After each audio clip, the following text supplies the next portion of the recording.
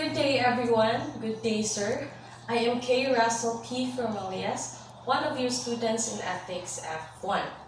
I am currently a second-year college student taking up a Bachelor of Secondary Education major in English. So in this video, I will be answering the given question: are you an ethical person? To be an ethical person means conforming to a standard of what is right and good. According to Andrea McLean, life comes with bumps and grazes. I used to believe that everything had to be perfect. But now, I realize that perfection does not exist. People too are not perfect and cannot pretend to be. Perfection is a lie that simply doesn't exist. It's a poison that many of us drink every day and wonder why we're sick. And that proves that a utopian world doesn't exist and will never exist. We live in a world where love is always sacrificed and hatred is always continued. In today's world, riches are more essential than happiness. We live in a society where emotions are connected with weakness and passion with power. We live in a world where quantity outweighs quality. We live in a world in which the poor must walk for miles to get food, while the privileged can walk for digestion. Most significantly, we live in a world where words like honesty, peace, equality, and love are just bookish words. As a normal human being, I could not tell that I am an ethical person.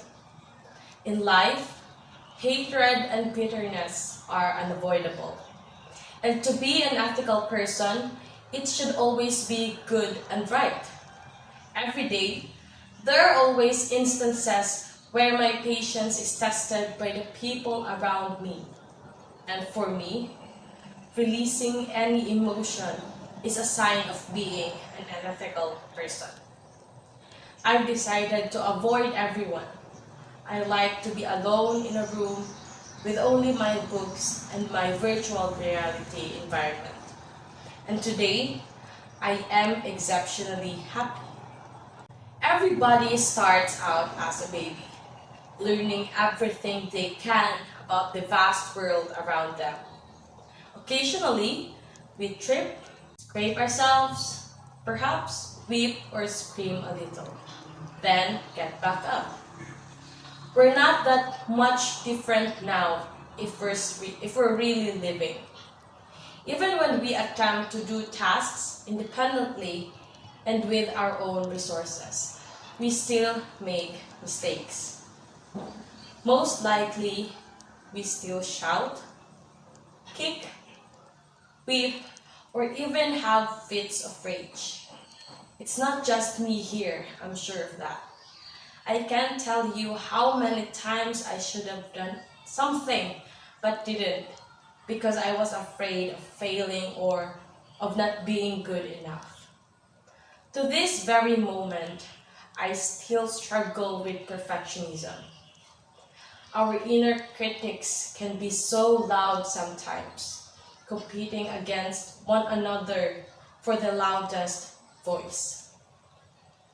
Unethical actions can sometimes have a positive impact. In a sense, we choose ourselves rather than putting others first. It's good to prioritize ourselves.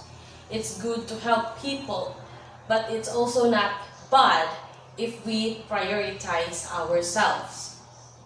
All of us will get tired of always being kind while others are mean. It's like a candle that if we only think about other people, we will slowly burn out. Kindness is not the best quality. It is the most basic.